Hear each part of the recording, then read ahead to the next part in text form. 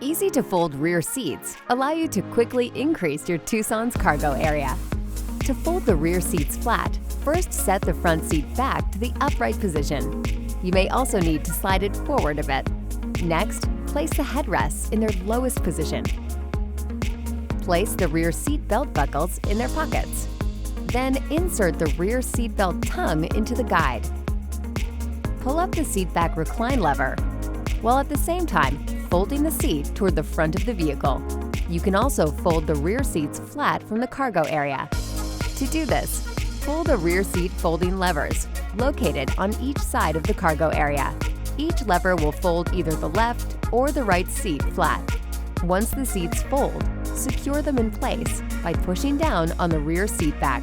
To return the seats back to the seating position, pull up on the recline lever, while at the same time lifting the seat back to the upright position. Push the seat back firmly until it clicks into place. Make sure the seat back is locked in place.